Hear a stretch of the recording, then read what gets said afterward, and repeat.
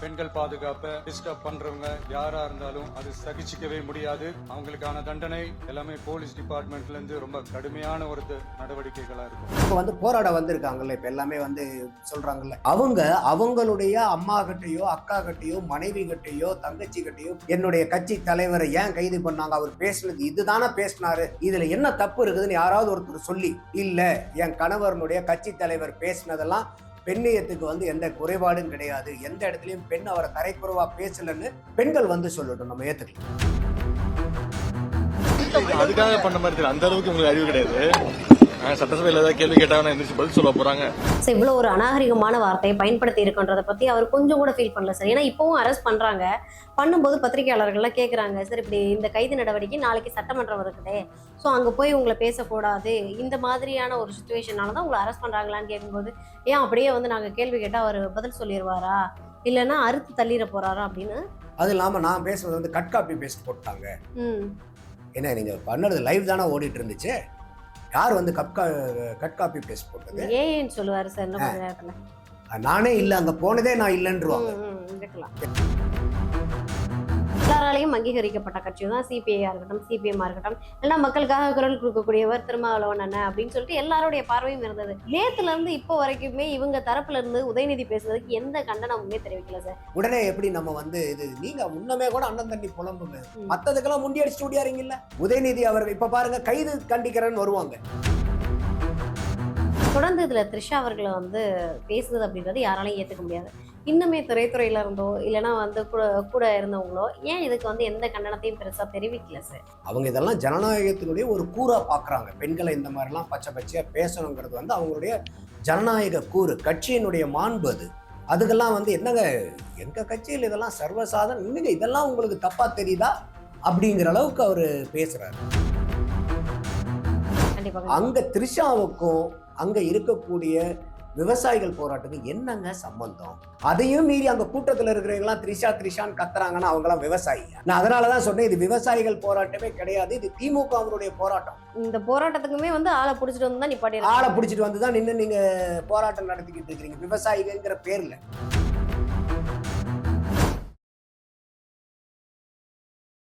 Credit card over ஜிவா multiple EMI ஸ்ட்ரெஸ்ஸா இனி ஒரே இஎம்ஐல ஈஸியா மேனேஜ் பண்ணலாம். Power of one EMI. Sir வணக்கம். வணக்கம் ரவி, எப்படி சார் இருக்கீங்க?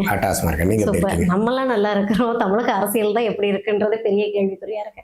ஏன்னா நேத்துல இருந்து பார்த்துட்டு இருப்பீங்க, எல்லா விஷயமும் பரபரப்பா போயிட்டு இருக்குது.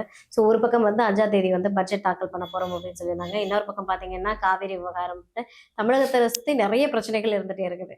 பட் நான் பிரச்சனைக்கு குரல் கொடுக்குறேன்னு சொல்லிட்டு தஞ்சாவூர்ல போயிட்டு பேசின எதிர்கட்சி தலைவர் அவருடைய மாண்பை மீறி, அவருடைய பொறுப்பை மீறி ஒரு தவறான வார்த்தை, ஒரு அநாகரிகமான வார்த்தையை பயன்படுத்தியிருக்காரா அப்படின்றதுதான் இன்னைக்கு பெரிய விமர்சனமாகவும் பேசுபொருளாகவும் மாறி இருக்குது. உதயநிதி அவர்களுடைய பேச்சை எப்படி பாக்குறீங்க? ரொம்ப அசிங்கமா பாக்குறேன், அருவருப்பா பாக்குறேன், ஒரு அவமானகரமான பேச்சா நான் பாக்குறேன். ஏன்னா அவர் ஒரு சாதாரண ஒரு கட்சியில ஒரு மெம்பரா இருந்து பேசிட்டாருன்னா பரவாயில்ல. இன்னைக்கு எதிர்கட்சியினுடைய தலைவர், திமுகவுக்கு ஐயா ஸ்டாலின் அவர்கள் தான் தலைவர்னு சொல்லப்பட்டாலும் இன்னைக்கு முழுக்க முழுக்க இந்த கட்சியை தலைமையேற்று நடத்திக்கிட்டு இருக்கிறது பூரா உதயநிதி அவர்கள் தான் நடத்திக்கிட்டு இருக்காரு. அந்த மாதிரி இருக்கும்போது உங்களுக்குன்னு ஒரு சில பொறுப்புணர்ச்சி இருக்கணும். நீங்க போய் போராடக்கூடியது என்ன மாதிரி போராட்டத்துக்காக போறீங்க?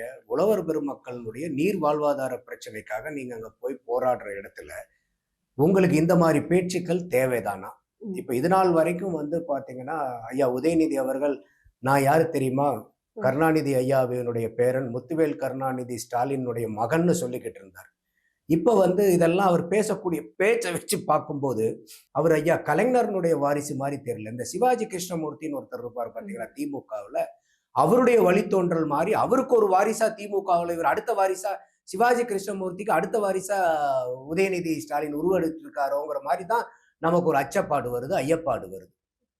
அப்போ எப்படி இருந்தனா இப்படி ஆயிட்டம் பாத்தீங்களான்னு விவேக் தான் ஒரு படத்துல சொல்லுவார். அந்த மாதிரி நீங்க எப்படி இருக்க வேண்டிய நபர், நீங்க ஒரு எதிர்கட்சி, பிரதான எதிர்கட்சியான ஒரு தலைவரா இருக்கிற வேண்டிய நீங்க எந்த மாதிரி ஒரு பேச்சு பேசினா அது மக்கள்கிட்ட எப்படி எடுத்துப்பாங்கங்கிற ஒரு இது வேண்டாமா? இப்போ அவர் பேசின பேச்ச ரவினா எங்கேயாவது இப்ப அவர் கைது செஞ்சு கூட்டிட்டு போறாங்க, அவங்க மனைவி கேட்குறாங்க, இல்லை அவங்க அம்மா ஃபோன் பண்ணி கேட்குறாங்க, இல்லை அவங்க தங்கச்சியோ அக்காவோ ஃபோன் பண்ணி கேட்குறாங்க, இல்லை அவருடைய அத்தை கூப்பிட்டு கேட்குறாங்க, எதுக்குப்பா உன்னைய கைது பண்ணாங்கன்னாக்கா அவரால் சொல்ல முடியுமா நான் என்ன பேசுனேங்கிற பேச்சை? அப்ப இந்த மாதிரி பேச்சு, வக்கரமான பேச்செல்லாம் எதுக்காக பேசுறீங்க? அப்ப அரசியல் மேடையெல்லாம் நீங்க அரசியலை பேசுங்க. விஜய் அவர்களை விமர்சிங்க. ம். அவரு முதலமைச்சர், உங்களோட அரசியல் எதிரியா இருக்காரு. அவரை நீங்க என்ன வேணா விமர்சிங்க. தாவேகா கட்சியை விமர்சிங்க. ஆளுங்கட்சியினுடைய நடவடிக்கைகள், கேள்வி மேல கேள்விகளா நீங்க துப்பாக்கி குண்டு போட்டு தொலைச்சி எடுங்க, வார்த்தையில குண்டை வச்சு தொலைச்சி எடுங்க. எந்த மாற்று கருத்தும் இல்ல. அங்க இன்னொரு பெண்மணியை பத்தி பேச வேண்டிய கட்டாய தேவை என்ன வருது?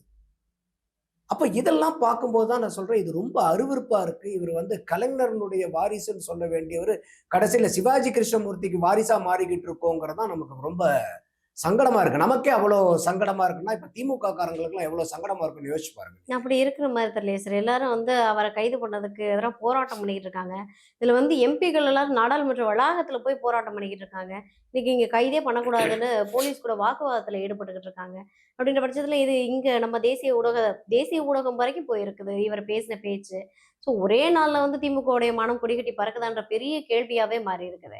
இந்த திமுக காரங்க யாரும் கூனி குறுகி நிக்கிற மாதிரி தெரியலையே சார். இல்ல இதுல திமுகனா அத்தனை பேர்த்தையும் நீங்க அப்படி இடம் போட்டுறாதீங்க. ம். திமுகவுலயும் இன்னும் ஒரு ஒரு பொதுமக்களுக்கு பயந்து ஒரு சில கெட்ட வார்த்தைகளை பேசக்கூடாது, நம்ம நாகரீகமா பேசணும், நல்ல அரசியலை பேசணும், நல்ல கருத்துக்களை மக்கள்கிட்ட கொண்டு போய் சேர்த்தணும், மக்களுக்கு உண்மையான அரசியலை கொடுக்கணும்னு நினைக்கக்கூடிய அரசியல்வாதிகளும் திமுகல நிறைய பேர் இருக்காங்க. இதெல்லாம் வந்து பதவி பவுசுக்காக வந்து சப்போர்ட் பண்ணக்கூடிய கூட்டங்கள். அதை விட்டுடுங்க, அது எல்லா கட்சியிலுமே கொஞ்சம் ஒரு சதவீதம் இருக்கும். ம். ஒரு 100%னா அதுல வந்து ஒரு 5-10% இந்த மாதிரி ஆட்கள் இருப்பாங்க. என்ன பண்ணினாலும் போய் நம்ம பேசலான்ட்டு இப்ப வந்து போராட வந்திருக்காங்கல்ல, இப்ப எல்லாமே வந்து சொல்றாங்கல்ல, ம். அவங்க அவங்களுடைய அம்மா கிட்டயோ அக்கா கிட்டயோ மனைவி கிட்டயோ தங்கச்சி கிட்டயோ போய் என்னுடைய கட்சி தலைவரை ஏன் கைது பண்ணாங்க, அவர் பேசுனது இதுதானே பேசினாரு, இதுல என்ன தப்பு இருக்குதுன்னு யாராவது ஒருத்தர் சொல்லி அவருடைய மனைவியோ மகளோ அம்மாவோ தங்கச்சியோ அக்காவோ வந்து இல்ல என் கணவரனுடைய கட்சி தலைவர் பேசினதெல்லாம் பெண்ணியத்துக்கு வந்து எந்த குறைபாடும் கிடையாது, எந்த இடத்துலயும் பெண் அவரை தரைக்குறைவா பேசலன்னு பெண்கள் வந்து சொல்லட்டும், நம்ம ஏத்துக்கலாம். ஸோ ஏன்னா இப்போ இவரை வந்து அரெஸ்ட் பண்ணி கூட்டு போறாங்க. அந்த அரெஸ்ட் பண்ணிட்டு கூட்டு போற வெஹிக்கிள்லே வந்து மா சுப்பிரமணியனா இருக்கட்டும், பாபுவா இருக்கட்டும், இல்லைன்னா பரந்தாமன் அவர்களா இருக்கட்டும், எல்லாரும் ஒரே வாகனத்துல ஏறி போயிட்டு இருக்காங்களே, அது எப்படி ரூல்ஸ் எனக்கு புரியல. உதயநிதியை தானே கைது பண்ண வராங்க. நானும் ஜெயிலுக்கு போறேன், நான் கூடவே போறேன்ட்டு அவங்களே ஏறி போறதுல என்ன நியாயம் இருக்கு? இந்த ஒரு படத்துல தான் வந்து பாத்தீங்கன்னா வடிவேலு எல்லாத்தையும் நானும் கரெக்ட் ஜெயிலுக்கு போறேன். நானும் ஜெயிலுக்கு போறேன், நானும் ஜெயிலுக்கு போறேன், நானும் ரவுடி தான், நானும் ரவுடி தான் போவாங்க பாருங்க. அந்த மாதிரிலாம் இவங்க போறாங்களான்னு தெரியல. சரி இருந்தாலும் போடுங்க ம். உள்ளாரு. ஆனா தனியா வண்டியில கூட்டு போங்க. இங்க வந்து அக்யூஸ்ட் வந்து இவருதான். அக்யூஸ்ட கூட்டு போற இடத்துல உங்களுக்கு என்ன வேலை? அவங்கெல்லாம் அக்யூஸ்னு அவங்களே வாலண்டியரா இதாயிருக்கு. அவர் அக்யூஸ்டுன்னு அவங்களே வந்து செல்ஃப் சரண்டர் ஆகிக்கிட்டோம். தனியா வண்டியில போடுங்க. தனியா வண்டியில போட்டு அவங்கள வேற வண்டியில கூட்டு போங்க. இவர் கூட ஏன் கூட்டு போறீங்க? அப்ப இது வந்து எந்த சூழ்நிலையுமே ரவினா யாருமே இந்த பேச்சை வந்து ரசிக்க அக்செப்ட் மாட்டாங்க. பண்ணிக்க மாட்டாங்க. ஒரு ஒரு ஒரு பொறுப்புள்ள குடிமகன். நீங்க கட்சிக்கு அப்பாற்பட்டு நம்ம கட்சி சார்பாவே என்னதான் சொல்றேன்னு நீங்க ஆமா. தாவேக்காவே என்ன வேணா விமர்சனம் பண்ணுங்க சார். அது இல்லாம நீங்க அங்க போறது நேத்து எதுக்காக போனீங்க? என்ன போராட்டம் அது? காவிரி பிரச்சனை. காவேரி பிரச்சனைக்காக போராடுறீங்க. இன்னைக்கு கர்நாடகால பாரதிய ஜனதா காங்கிரஸும் ஒண்ணா நிக்குதுங்க மாநில உரிமைக்காக வேண்டி. எஸ். பாரதிய ஜனதா காங்கிரஸ் முக்து பாரத் வேணும்னு போராடுது. அவங்க 2 பேரும் ஒண்ணா நிக்கிறாங்க கர்நாடகா மாநிலத்தினுடைய உரிமைக்காக. நீங்க இங்க போய் மேடையை போட்டுக்கிட்டு திமுகவினுடைய அரசியலை பண்றதுக்காக விவசாயிகளுடைய போராட்டம்னு ஒரு போலி போராட்டத்தை வச்சுக்கிட்டு நீங்க அப்படி போராடுறவரு யார கர்நாடக அரசை கண்டிக்கணும். ம். இல்லையா மத்திய அரசாங்கம் துரிதமான நடவடிக்கை எடுக்கணும். எதற்காக மத்திய அமைச்சர் வந்து இந்த மாதிரி ஒரு தேவையற்ற பொறுப்பற்ற விளக்கத்தை கொடுத்தாருன்னு மத்திய அரசாங்கத்தை கண்டிச்சிருக்கணும். ம். நீங்க அங்க போய் யாரை கண்டிக்கிறீங்க? தமிழக அரசாங்கத்தை போய் கண்டிச்சுக்கிட்டு இருக்கீங்கன்னா அப்ப உங்களுடைய நோக்கம் என்ன? இதுல இன்னொன்னு, இந்த சுப்ரீம் கோர்ட்ல 1ஆம் தேதியே போய் ஒரு பெட்டிஷன் போட்டாங்க திமுக.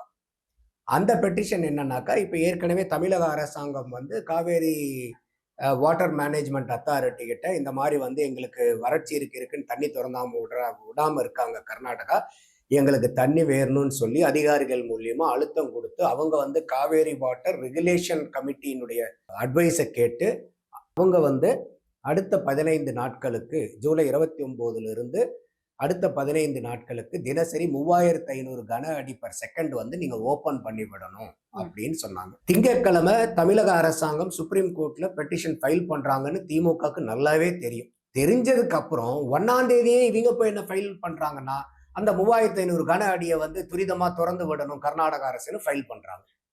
நேத்து சுப்ரீம் கோர்ட்ல போய் தமிழக அரசு ஃபைல் பண்ண இது என்னன்னா, இந்த இப்ப காவேரியில வந்து பாத்தீங்கன்னாக்கா, நம்ம வந்து ஒரு நீர் ஆண்டுன்னு சொல்லுவோம். எப்படி வந்து ஒரு கேலண்டர் வருஷம், ஃபினான்ஷியல் வருஷம், அகாடமிக் வருஷம், அதே மாதிரி வந்து தண்ணீர் வருஷம்னு காவேரிக்கு இருக்கு. ஜூன்ல ஓகே. இருந்து மே வரைக்கும்.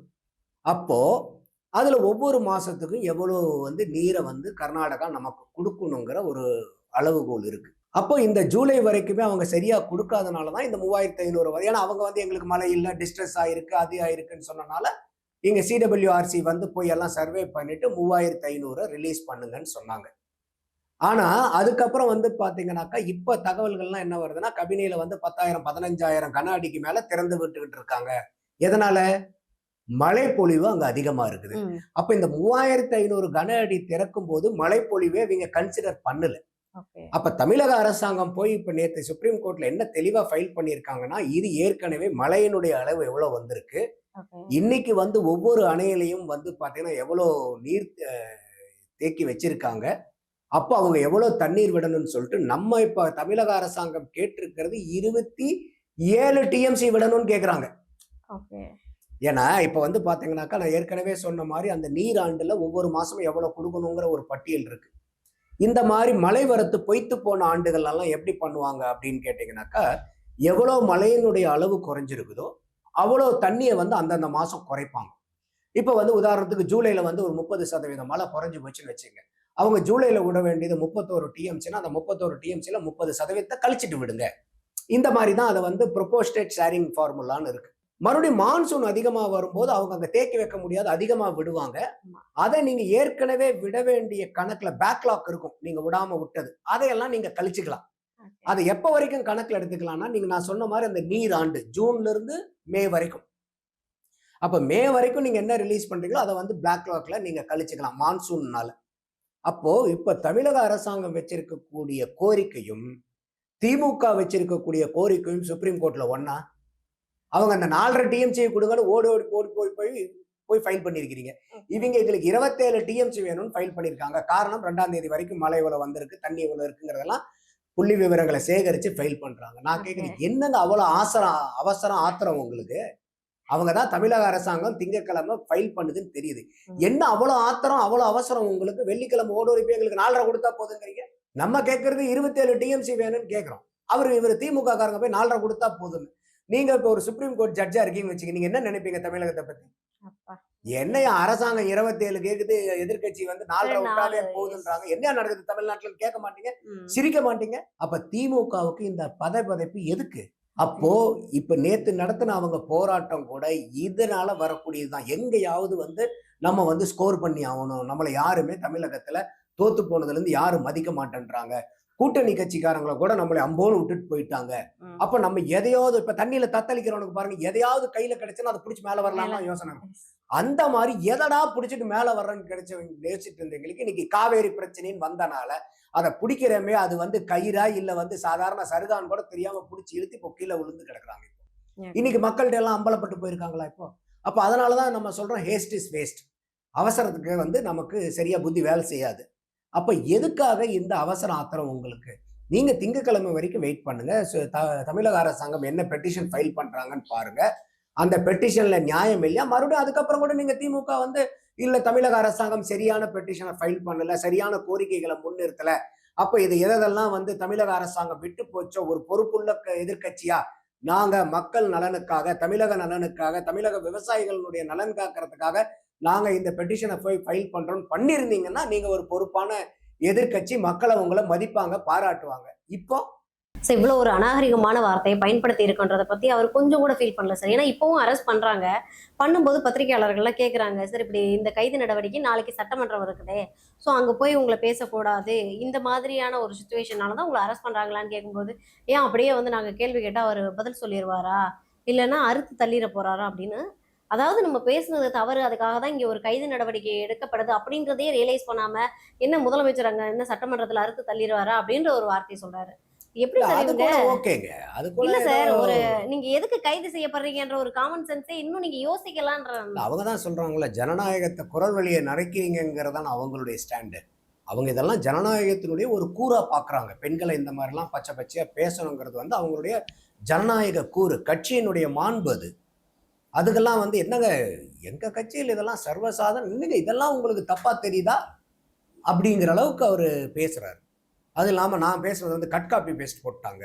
ம் ஏன்னா நீங்க பண்ணது லைவ் தானே ஓடிட்டு இருந்துச்சு. யார் வந்து கட் காப்பி பேஸ்ட் போட்டது? ஏன்னு சொல்லுவாரு சார் இன்னும் கொஞ்ச நேரத்துல. நானே இல்லை, அங்க போனதே நான் இல்லைன்றுவாங்க இருக்கலாம். திருப்பி. அப்போ இது ஓகே. இப்போ கைது வந்து நியாயமான கைதா இல்லையாங்கிறத கோர்ட்டு தீர்மானிக்க போகுது. ஆனா நம்மளுடைய இது வந்து என்னன்னாக்கா, இந்த பேச்சு அநாகரிகமான பேச்சு, அற்பமான பேச்சு, அருவருக்கத்தக்க பேச்சு, நிராகரிக்கப்பட வேண்டிய பேச்சு. அதுதான் நம்மளுடைய பார்வை. அதுக்கு ஒரு சரியான விதம் இப்போ கிட்டத்தட்ட ஒரு 6 வழக்குகள் போட்டிருக்காங்க. தேசிய மகளிர் ஆணையத்திலேயும் இப்போ வழக்கு பதிவு செய்யப்பட்டிருக்குது.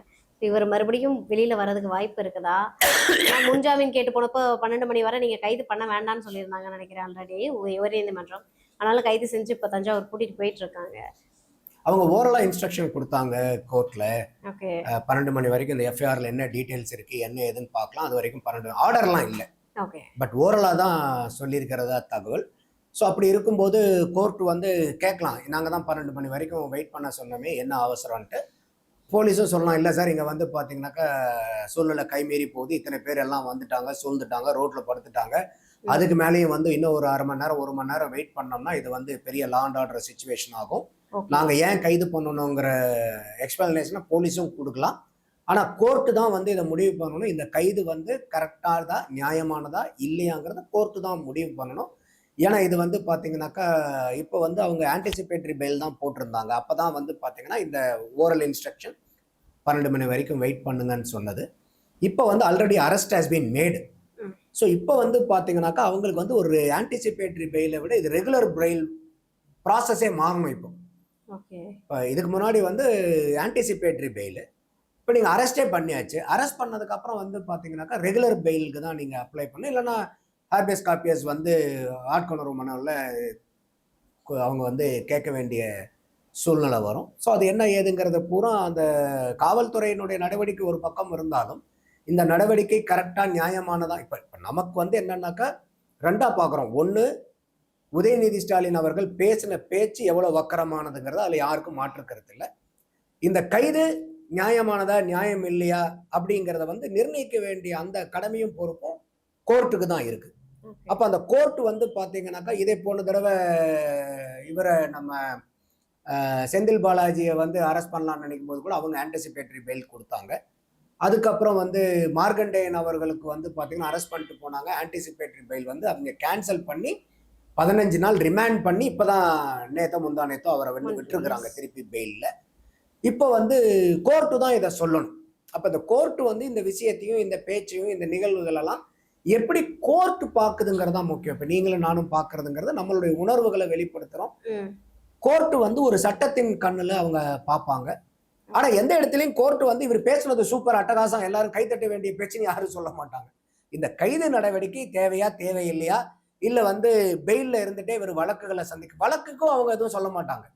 இந்த கைது மட்டும் தேவையான கைதா தேவையில்லாத கைதா, பெயில் கொடுக்கணுமா வேண்டாமாங்கிறத கோர்ட் முடிவு பண்ணுவாங்க. நம்ம மேபி நம்ம இன்னைக்கு ஈவினிங்குள்ளார தெரிஞ்சிடும். ஏன்னா இப்போ ஒரு போலீஸ் வந்து ஒருத்தரை டீடைன் பண்ணுறாங்கன்னாவே அவங்க வந்து பார்த்தீங்கன்னாக்கா ஒரு 24 மணி நேரத்துக்குள்ளார மேஜிஸ்ட்ரேட்டை ப்ரொடியூஸ் பண்ணணும். அதாவது இந்த டிரான்சிட் டைம் எல்லாம் போக.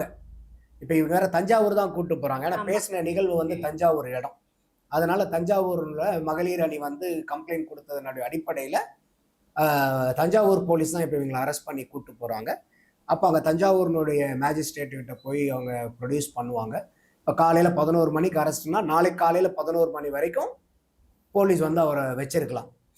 கன்சிடரிங் இந்த டிராவல் டைமையும் அதில் வந்து அவங்க கழிச்சுக்கலாம். இப்போ உதாரணத்துக்கு சென்னையிலேருந்து தஞ்சாவூர் போகிறதுக்கு டைம் ஆகுதுன்னு வச்சுக்கோங்க, ஒரு 4 மணி நேரம் ஆகுது அப்படின்னாக்கா அந்த 4 மணி நேரங்கிறதையும் அவங்க கன்சிடர் பண்ணி அந்த டிராவல் டைமிங் கழிச்சுட்டு 24 மணி நேரத்துக்குள்ளார அவங்கள வந்து மேஜிஸ்ட்ரேட் முன்னாடி ப்ரொடியூஸ் பண்ணணும்.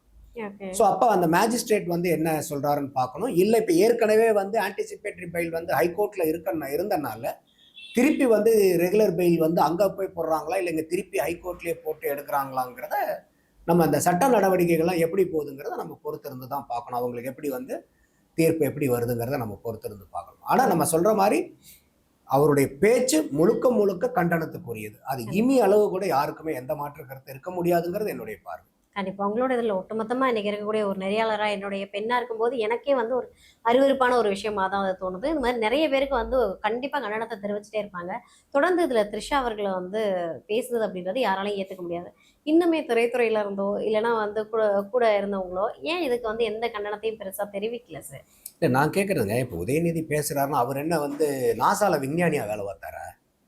அவர் எங்கிருந்துங்க வந்தார்? அவரும் திரைத்துறை அதே திரைத்துறையில் நீங்கள் வந்து ப்ரொடியூசராக இருக்கிறீங்க, டிஸ்ட்ரிபியூட்டராக இருக்கிறீங்க, சினிமாக்காரராக இருந்து அதுக்கப்புறம் தானுங்க செங்கலை தூக்கிட்டு வந்து நீங்கள் அரசியல்வாதியாக மாறினது. கண்டிப்பா இப்போ என்னமோ டைரெக்டாக வந்து நாசால இருந்து விஞ்ஞானியாக வேலை பார்த்துட்டு வந்தவர் திடீர்னு வந்த உடனே நடிகைங்கிறதெல்லாம் உங்களுக்கு வந்து ரொம்ப அற்பமாக போயிடுச்சு. அதுவும் ஒரு ப்ரொஃபஷன் தானே, நடிப்புத்துறையும் ஒரு ப்ரொஃபஷன் தானே. நீங்களே ப்ரொடியூசர் தானுங்க. ரெட் ஜெயின் மூவிஸ் யாருடையதுங்க? உங்களுது தானே. நீங்கள் எத்தனை படம் எடுத்திருக்கீங்க? நீங்களே ஒரு நடிகர், எத்தனை நடிகைகளோட நடிச்சிருக்கிறீங்க? அப்போ என்ன உங்களுக்கு அவ்வளோ காழ்ப்புணர்ச்சி, ஒரு ஒரு ஒரு கொடுமையான பார்வை வந்து அந்த திரைத்துறையினர் மேலே? அப்போ இதை தவிர திரைத்துறையில் வேற ஒன்றுமே இல்லையா? ஐயா கலைஞர் அவர்களே எத்தனை படத்துக்கு திரைக்கதை வசனம் எழுதியிருக்காங்க? அண்ணா எழுதியிருக்காரு. இல்லை உங்களுடைய பாரம்பரியம் வந்து திரைத்துறையோட தொடர்பு இல்லாத பாரம்பரியமா? ஐயா ஸ்டாலின் அவர்களே நடிச்சிருக்காருல்ல. நீங்களே நடிகர் தானே. அப்போ என்ன உங்களுடைய மனப்பான்மைங்கிறது தான் நமக்கு வந்து கேள்வியாகவும் இருக்கு, வருத்தமாகவும் இருக்கு. கிரெடிட் கார்டு ஓவர் டியூவா, மல்டிபிள் இஎம்ஐ ஸ்ட்ரெஸ்ஸா? இனி ஒரே இஎம்ஐல ஈஸியா மேனேஜ் பண்ணலாம். Power of one EMI.